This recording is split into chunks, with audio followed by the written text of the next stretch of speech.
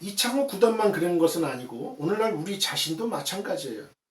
우리가 어릴 적부터 약점이요 콤플렉스라고 생각했던 여러 문제들은 오히려 그 속에 하나님의 비밀이 숨어 있을 수 있습니다. 사람들은 그런 우리의 약점을 보고서 다 무시를 하지만 가문이 없다고 우리를 눈여겨보지 않고 가난하다고 우리를 주목하지 않고 학벌이 없다고 우리를 무시하고 몸이 허약하다고 우리를 지나쳐서 가버리지만 약점이 많다고 우리를 별 볼 일 없다고 생각하지만 그러나 하나님은 우리를 그렇게 보지 않으신다는 거예요. 하나님은 사람들이 계산하는 방식으로 사람들이 보는 방식으로 하나님은 우리를 보지 않으세요. 우리의 스펙도 보지 않고 우리의 가문도 보지 않고 우리 건강도 보지 않아요. 우리의 약점도 보지 않아요. 온전히 베드로가 수제자가 됐잖아요. 예수님의. 베드로가 무슨 학벌이 있어요. 무슨 뭐가 있어요. 학식이 있어요. 가문이 있어요. 아무것도 없어요. 세상에서 세상 사람들 눈으로 보기에는 그야말로 무식한 베드로밖에는 베드로로밖에는 보질 않는 거예요. 그러나 예수님의 눈에는 그 베드로가 자기의 수제자가 될 수 있었다는 거예요. 왜?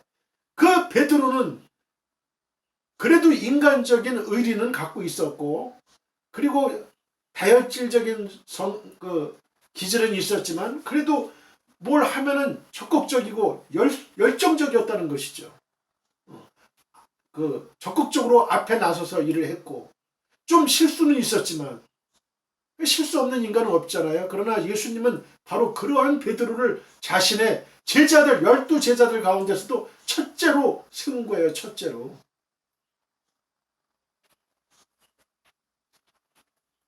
하나님은 사람들이 전혀 예상하지 못했던 방식으로 우리 한 사람 한 사람을 보고 계십니다.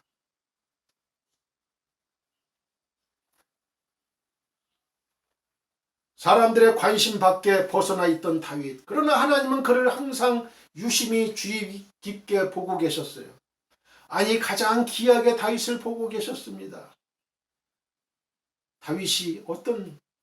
다윗은 아버지한테도 주목을 받지 못했어요. 형들은 큰 신장과 용모와 그 빼어난 용모와 또 그 학식 공부를 많이 시켰겠죠. 또 지금으로 말할 것 같으면 미국 유학 보내가지고 박사학위도 몇 개씩 가지고 있었을 거예요. 아주 외향적인 갖출 거는 다 갖추고 있었어요. 그런데 다윗은 맨 막내고 뭐 그렇게 신통치 않았던 것 같아요. 아버지 이세의 눈에 볼 때는. 그러니까 그냥 너는 들판에 가서 양이나 쳐라. 양치기. 그랬던 천대받고 무시받았던 다윗이었어요. 그러나 하나님이 보는 눈은 그게 아니었어요. 하나님은 계속해서 다윗을 주목하고 계셨다는 거예요. 주시하고 계셨다는 거예요.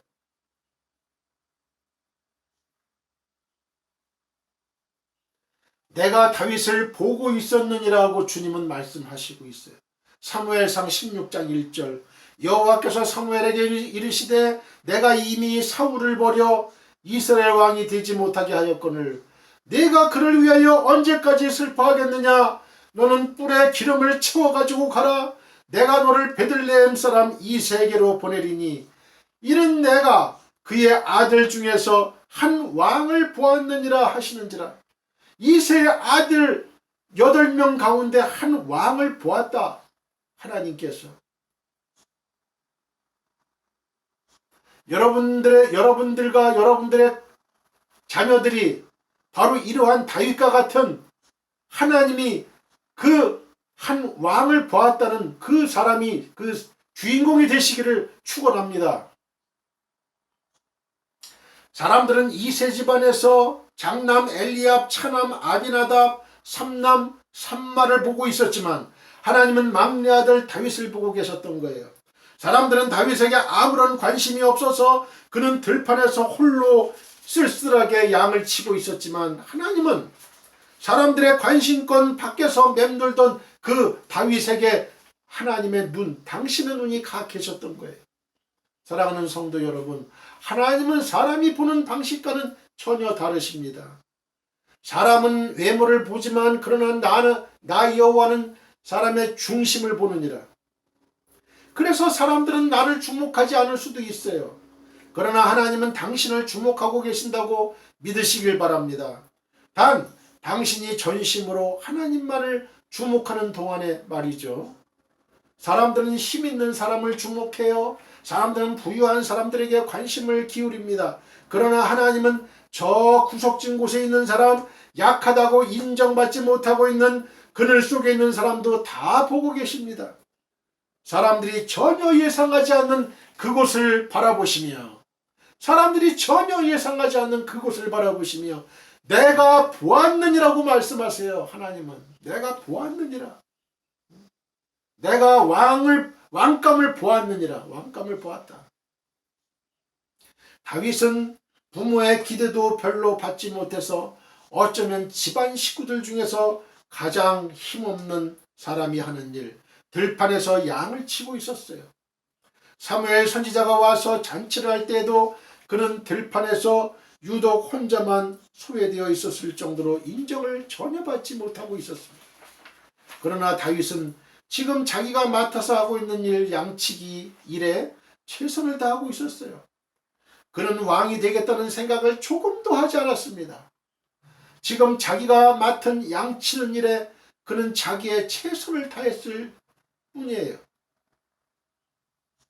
시편 78편 70절부터 72절은 다윗이 들판에서 양을 성실히 치다가 왕이 되었다고 말씀합니다. 다윗이 들판에서 양을 성실히 치니까 왕이 된 거예요. 왕이 됐어요.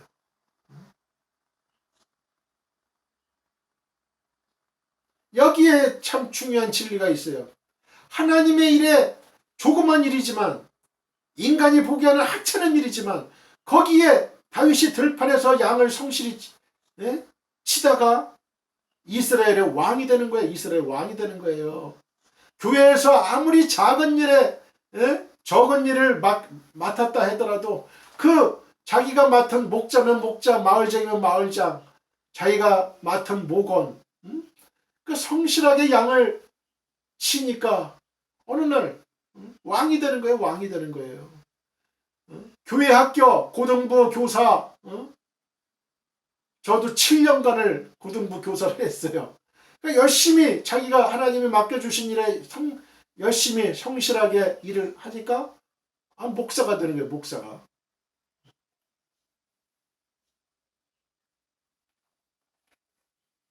시편 78편 70절에서 72절 또 그의 종 다윗을 택하시되 양의 우리에서 취하시며 양의 우리에서 취하신 거예요. 전양을 지키는 중에서 그들을 이끌어내사 그의 백성인 야곱 그의 소유인 이스라엘을 기르게 하셨더니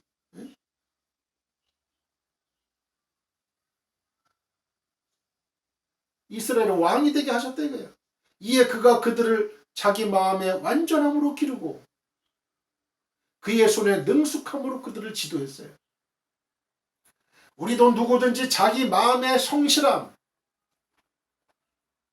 그리고 자기 손의 기술로 양떼를 치면 하나님께 다윗처럼 인정받고 쓰임받을 거예요. 비결은 간단한 거예요.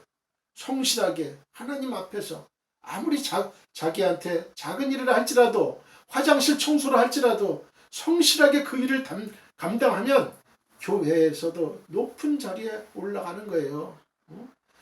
뭐 높은 자리라고 해서 뭐 다른 게 아니고 이 세상의 높은 자리가 아니고 귀한 하나님의 중책을 맡는다는 거예요. 하나님에게 인정받고 성도님들한테 인정받는 그러한 장로님, 권사님 되시는 거예요. 그런데 오늘 우리의 문제는 내가 맡은 작은 일을 무시한다는 거예요. 그 이유는 작은 일이라서 무시하는 거예요. 큰 일이면 무시하지 않을까요? 큰 일도 무시할 수도 있어요. 이런 사람. 그리고 앞으로 더 큰 일 하는 것에만 관심을 가져요. 내가 하고 있는 작은 일, 이건 작은 일이라서 무시하고 앞으로 더 큰 일 하는 것에만 관심을 갖는 거예요. 그것은 하나님 앞에서 올바른 청지기의 자세가 아니에요. 다윗과 같은 자세가 아니에요. 작은 일, 나에게 맡겨진 작은 일에 충성을 다해야 되는 거죠. 목자는 목자로서 자신에게 맡겨진 양들을 성심으로 최선을 다해서 섬겨야 하고요. 마을장은 마을장으로서 성심으로 최선을 다해서 섬겨야 되는 거예요.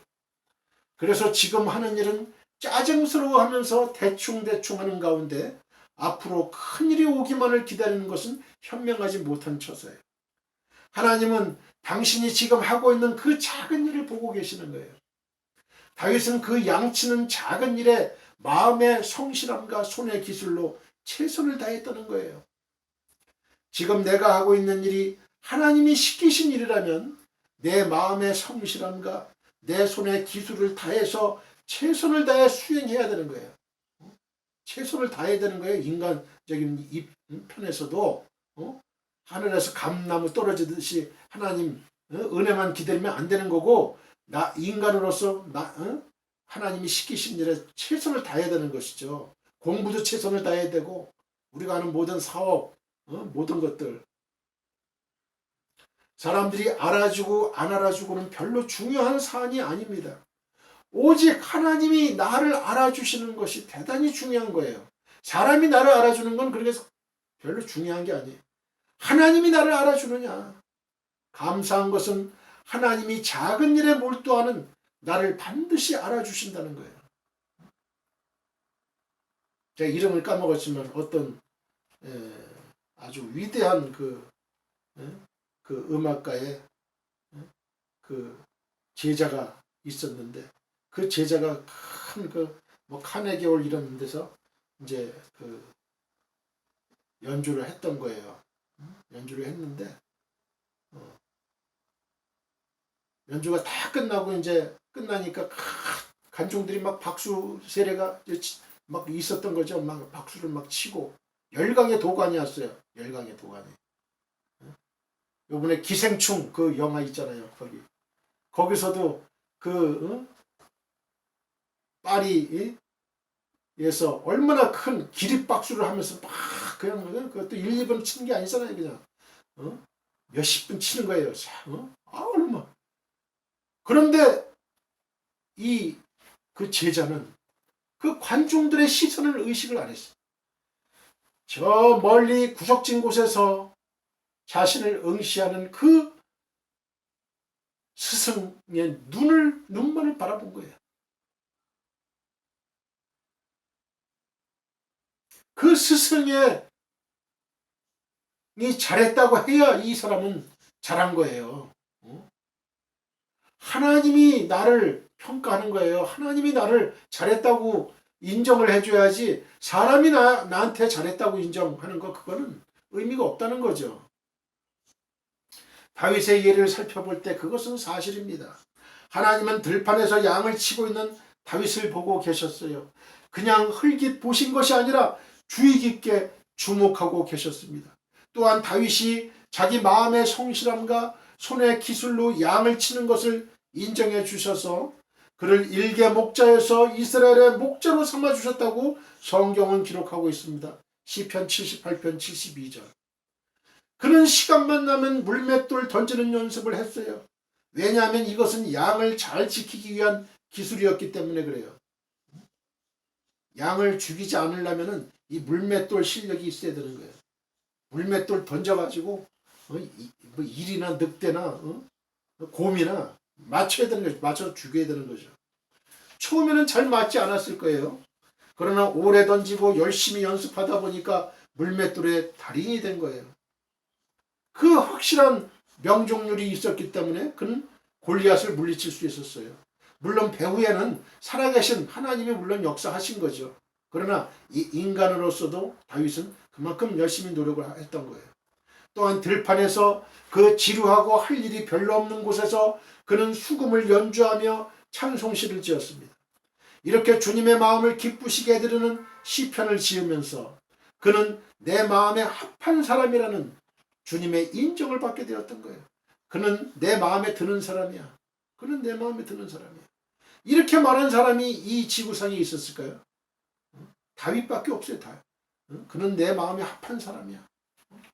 그때 당시에 팔레스틴에 많은 양치기 목동들이 있었을 거예요. 그러나 자기 일에 충실했던 목동은 다윗이었어요. 하나님은 다윗을 주목하셨어요. 그 수많은 양치기들이 있었지만 그 양치기들 가운데 유독 다윗만이 하나님을 경배하고 하나님과 교통이 있었고 하나님의 사랑을 받는, 하나님을 뜨겁게 사랑하는 그런 양치기가 바로 다윗이었던 거죠. 물맷돌을 던지면서 양을 보호하고 시편을 지으면서 하나님을 찬양했던 목동은 다윗뿐이었습니다. 오직 다윗. 사무엘상 17장 33절로 이하를 보면은 사울이 다윗에게 이르되 내가 가서 저 블레셋 사람과 싸울 수 없으리니 너는 소년이요, 너는 소년이다 이거예요. 그는 어려서부터 용사임이니라. 골리앗이 용사잖아요. 다윗이 사울에게 말하되 주의 종이 아버지의 양을 지킬 때에 사자나 곰이 와서 양떼에서 새끼를 물어가면 내가 따라가서 그것을 치고 그 입에서 새끼를 건져내었고 그것이 일어나 나를 해하고자 하면 내가 그 수염을 잡고 그것을 쳐 죽였나이다. 주의 종이 사자와 곰도 쳤은즉 살아계시는 하나님의 군대를 모욕한 이 할례받지 않은 블레셋 사람이리이까 그가 그 짐승의 하나와 같이 되리이다. 또 다윗이 이르되 여호와께서 나를 사자의 발톱과 곰의 발톱에서 건져내셨은즉 나를 이 블레셋 사람의 손에서도 건져내시리이다. 사울이 다윗에게 이르되 가라, 여호와께서 너와 함께 계시기를 원하노라. 이에 사울이 자기 군복을 다윗에게 입히고 노투구를 그의 머리에 씌우고 또 그에게 갑옷을 입히매 다윗이 칼을 군복 위에 차고는 익숙하지 못하므로 시험적으로 걸어보다가 사울에게 말하되 익숙하지 못하니 이것을 입고 가지 못하겠나이다 하고 곧 벗고 손에 막대기를 가지고 시내에서 매끄러운 돌 5을 골라서 자기 목자의 제구 곧 주머니에 넣고 손에 물매를 가지고 블레셋 사람에게로 나아가니라.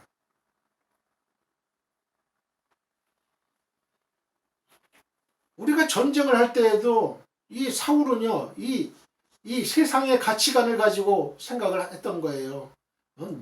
칼을 차고 말이죠. 이 다윗이, 어린 다윗이 그 칼은 길거든요. 그걸 차니까 끌려가요. 익숙하지 못하거든요. 노트구를 그의 머리에 씌워요. 뭐 헐렁헐렁 하겠죠. 몇 번 이렇게 가더니 이게 익숙하지 못하니까 이거 가지고 골리앗을 상대하면요 100전백패입니다. 다윗은 100전백패예요. 우리 예수 믿는 사람도 그 세상의 가치관 가지고 그대로 세상 사람들과 경쟁하려고 그러면 100전백패예요. 양이 어떻게 사자한테 이길 수 있어요? 양이 어떻게 곰한테 이길 수 있어요? 이길 수가 없는 거예요. 그거는. 그러나 양에겐 누가 있어요? 목자가 있는 거예요. 목자가 있기 때문에 사자와 곰을 이길 수 있는 거예요. 자기 양의 생명을 보존할 수 있는 거예요. 우리에겐 하나님이라는 목자가 있는 거예요. 우리가 하나님이 없으면 우린 백전백패예요. 그러나 하나님이 계시면 우린 백전백승이 되는 거죠. 다윗은 리더십의 조건들을 두루 갖추고 있었어요. 오늘날 좋은 지도자라고 말할 때 다음 3가지 조건을 말합니다.